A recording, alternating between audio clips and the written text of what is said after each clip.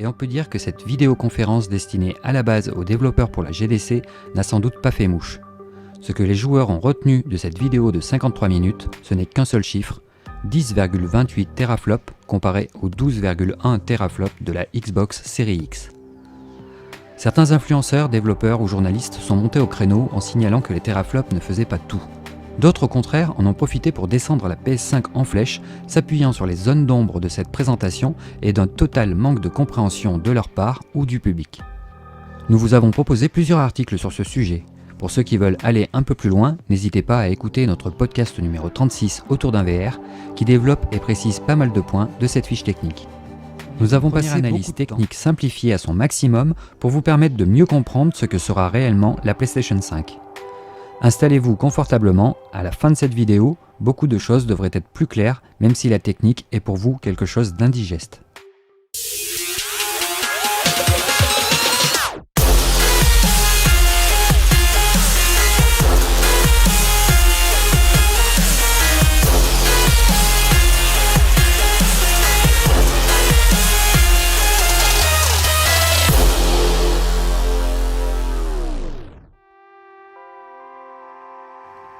Le design de la PlayStation 5 n'étant pas encore connu à l'heure où nous enregistrons cette vidéo, nous avons imaginé une PS5 factice pour illustrer nos propos.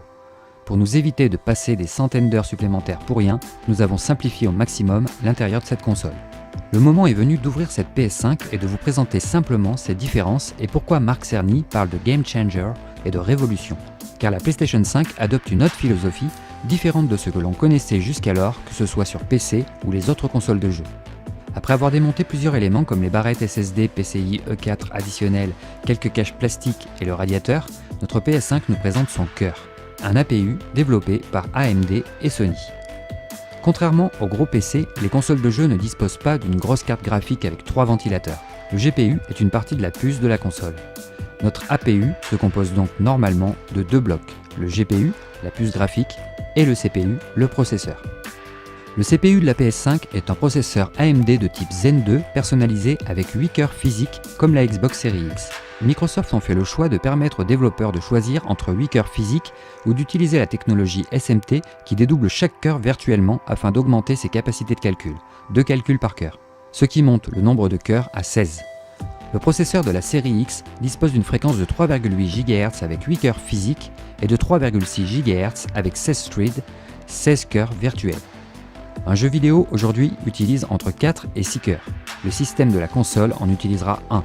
Microsoft part donc du principe que pour le moment, les développeurs n'auront pas tous besoin de 16 cœurs, mais pourront les avoir si besoin en diminuant la fréquence du processeur.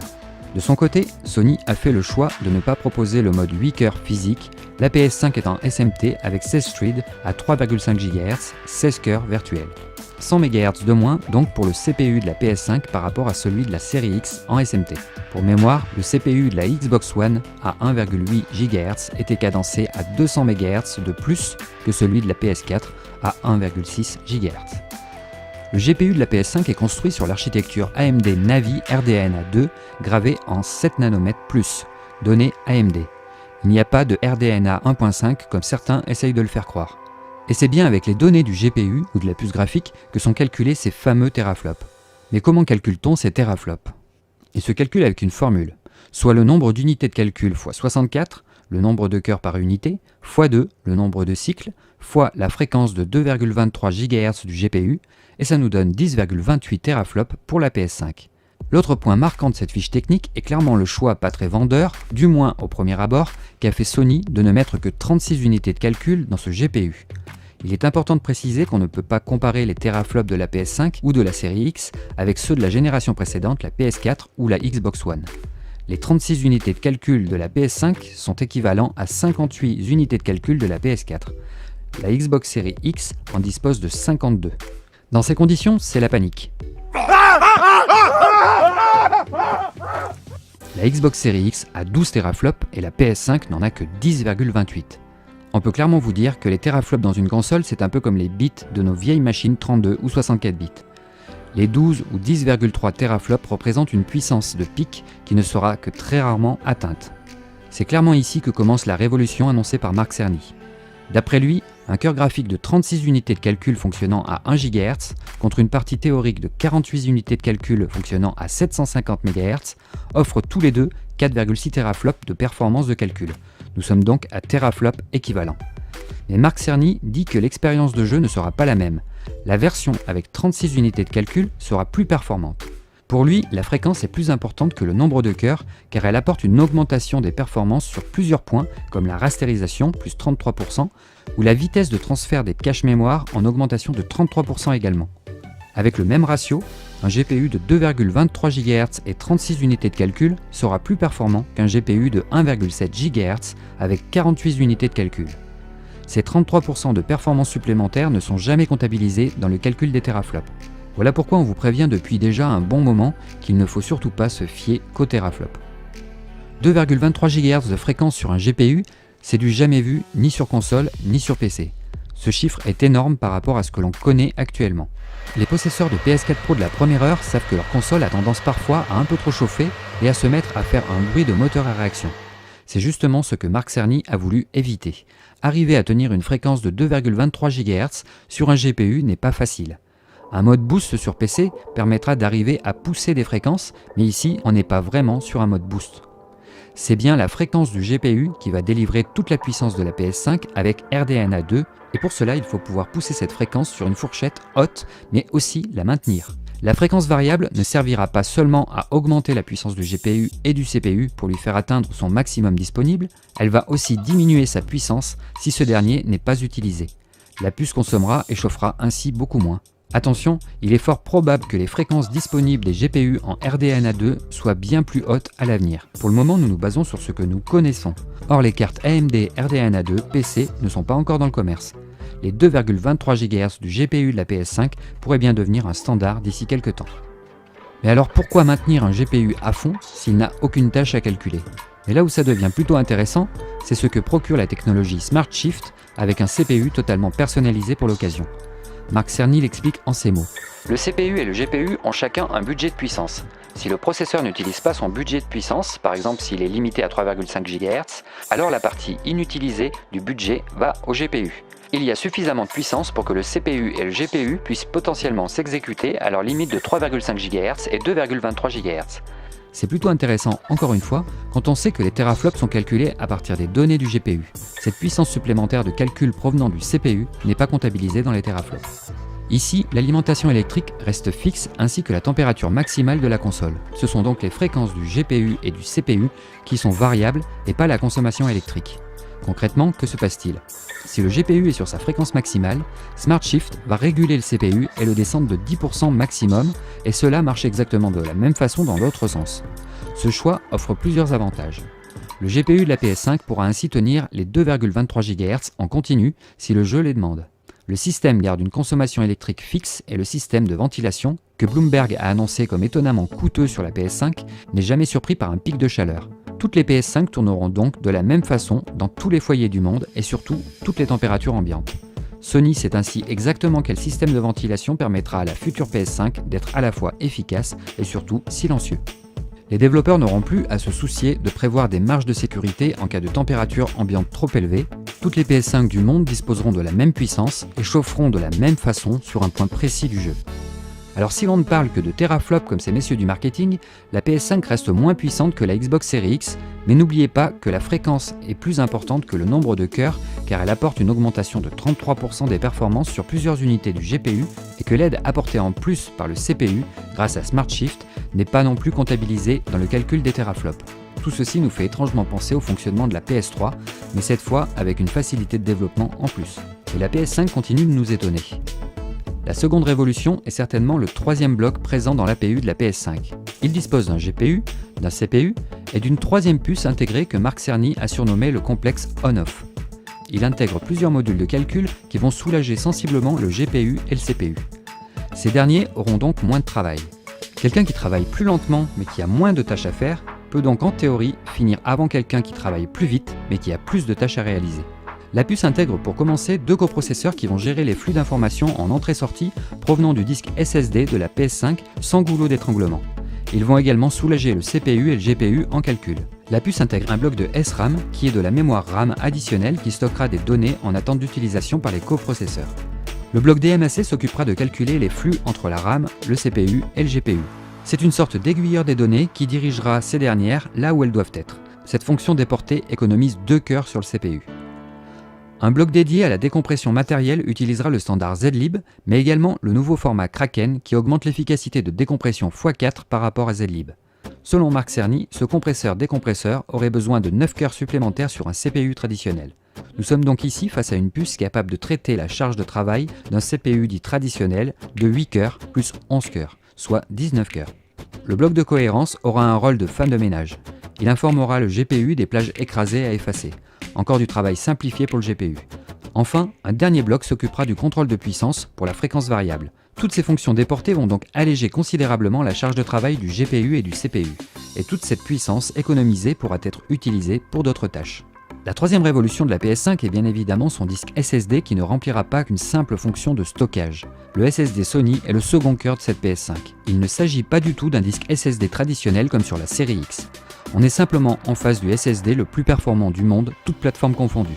Il dispose de 12 canaux et peut gérer 6 niveaux de priorité différents, là où un SSD traditionnel ne gère que 2 canaux et n'a pas de niveau de priorité. Mais que vont faire ces 6 niveaux de priorité ? Eh bien on peut imager cela par un SSD sans ces niveaux qui va vous envoyer un tas de linge dans la figure. Avec 6 niveaux de priorité, le SSD vous donnera un bloc de chaussettes, un autre de caleçon, un autre de t-shirt, etc. Et le GPU perdra moins de temps pour les traiter. Il ne sert à rien d'envoyer des tonnes de données super rapidement au CPU et au GPU si ces derniers stockent ces informations durant de précieuses secondes avant de les traiter. Nous sommes ici devant un nouveau goulot d'étranglement. Une nouvelle puce dédiée va gérer ce flux de données. Le Custom Flash Controller va traiter plusieurs niveaux de priorité pour l'audio, les textures, etc. pour que chaque élément soit chargé dans le bon ordre et sans créer de bouchons. Plus concrètement, en temps normal, sur un PC classique, 30% de la puissance d'un CPU est utilisée dans la compression et la décompression des données, textures, assets, etc. Si on stocke ces données sur le SSD ou provisoirement dans la RAM, on allège le CPU considérablement, mais on allégera également la charge du GPU.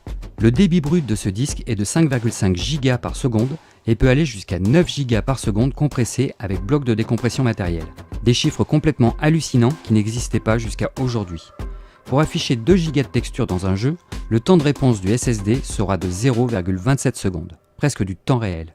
9 gigasecondes, on s'approche du débit des barrettes de mémoire standard DDR3 qui est de 10 gigasecondes. Oui, on est bien en train de vous dire que le SSD pourrait être utilisé comme une sorte de mémoire RAM, et Marc Cerny le confirme avec une anecdote sur le jeu Spider-Man. La télémétrie est vitale pour repérer les problèmes avec un tel système. Par exemple, la télémétrie a montré que la base de données de la ville a bondi d'1 gigaoctet du jour au lendemain. Il s'est avéré que la cause était les 1,6 mégas de sacs poubelles. Ce n'est pas un atout particulièrement important, mais les sacs poubelles se trouvaient être inclus dans 600 pâtés de maison. La règle chez Insomniac Games est que tout actif utilisé plus de 400 fois réside dans la RAM. Donc les sacs poubelles ont été déplacés, bien qu'ils aient clairement une limite au nombre d'actifs pouvant résider dans la RAM. C'est un autre exemple de la façon dont le SSD transforme la PlayStation 5. La taille d'installation d'un jeu sera plus optimale car la duplication n'est pas nécessaire. Ces sacs poubelles ne doivent exister qu'une seule fois sur le SSD et n'auront jamais besoin de résider dans la RAM. Mais le SSD de la PS5 aura aussi une très grande influence sur l'utilisation des 16 Go de RAM GDDR6, 16 Go aussi sur série X. La RAM stocke en général les textures durant 30 secondes sur PS4, durant 10 secondes sur série X avec un SSD classique. Ce temps d'attente est nécessaire pour que le CPU, le GPU et le disque dur aient le temps de traiter les informations. C'est encore un goulot d'étranglement. De précieuses secondes durant lesquelles la RAM ne peut pas faire autre chose, elle est utilisée. Sur PlayStation 5, ce temps de stockage sera inférieur à 1 seconde. Il ne sert donc à rien d'avoir plus de RAM. La PS5 peut donc charger ses données si rapidement qu'elle peut simplement utiliser le reste de sa mémoire pour les besoins de travail et de traitement 3D plutôt que de faire stationner des ressources et des textures. De plus, certaines données n'auront plus besoin d'être compressées, elles seront directement utilisées, ce qui allégera encore la charge de travail du bloc CPU-GPU. Problème à éclaircir, la capacité du SSD qui ne sera que de 825 Go contre 1 Tera sur Xbox Series X. Mais comme on vous l'a expliqué, le SSD de la PS5 n'a rien à voir avec des SSD traditionnels.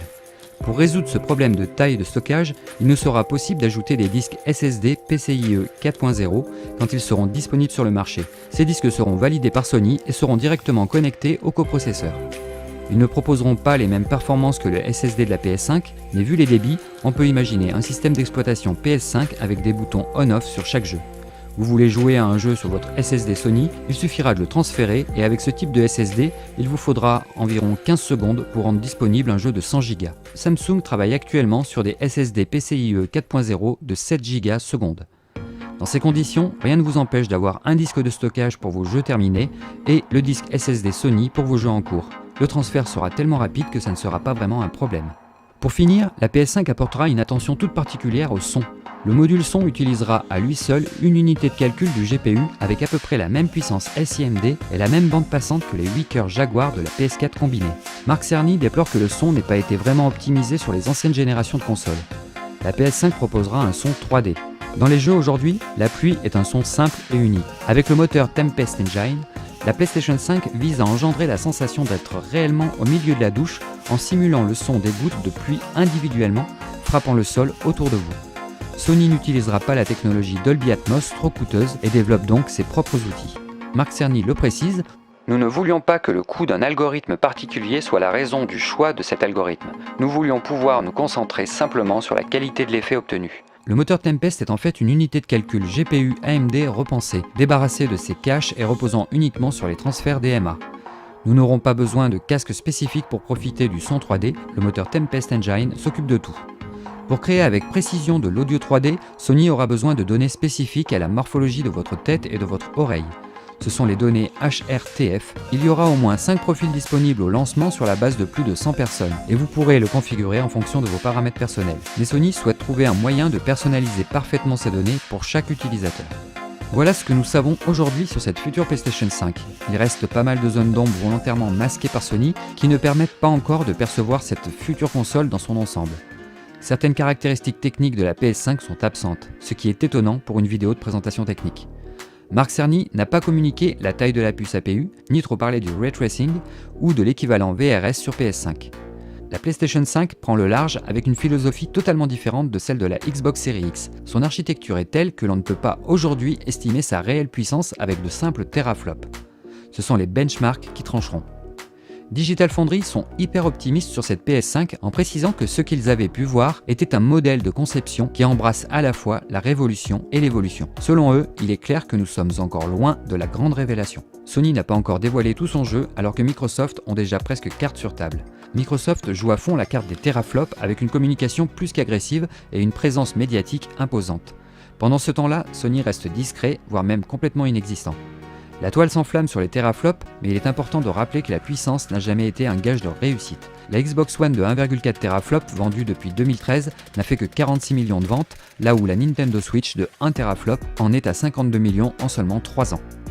Sony prend des risques et décide de chambouler le monde des consoles. Ils auraient pu rester dans les clous et proposer une PS5 de 12 teraflops, mais ils ont décidé de repenser totalement ce que peut être une console à partir d'une feuille blanche, en proposant une machine particulièrement bien optimisée et surtout axée pour séduire les développeurs, et on le sait, ce qui fait vendre des consoles, c'est avant tout son catalogue de jeux. Pour finir, la PS5 est la seule console à offrir de la réalité virtuelle.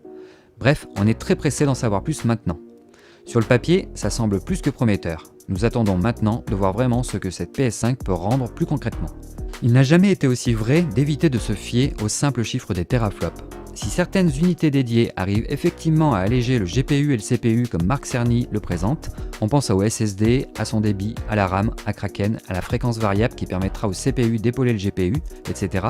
Alors la philosophie de cette nouvelle PlayStation pourrait bien être que ce qui est déjà fait n'est plus à faire. Voilà les amis, c'est terminé pour aujourd'hui. N'oubliez pas le petit pouce bleu vers le haut, cela nous aide pour le référencement. Abonnez-vous à notre chaîne en cliquant sur la petite cloche pour ne rien louper de nos prochaines vidéos. Nous avons toujours besoin de vous. Vous pouvez nous aider activement en nous laissant un petit pourboire sur notre page Tipeee. Vous trouverez le lien dans la description de cette vidéo. Vous pouvez également nous aider en partageant cette vidéo sur tous vos réseaux sociaux. Merci à tous nos tipeurs, merci à toute l'équipe de VR4Player, merci à Johan pour son analyse technique que vous pouvez retrouver plus en détail sur la troisième partie de notre podcast numéro 36 dans la description également. C'est grâce à eux aussi que cette vidéo existe. Je vous dis à très bientôt dans une prochaine vidéo les amis, et en attendant, méfiez-vous de la propagande marketing et des discours des pseudo-spécialistes engagés et non objectifs. Portez-vous bien et faites attention à vous. Ciao ciao.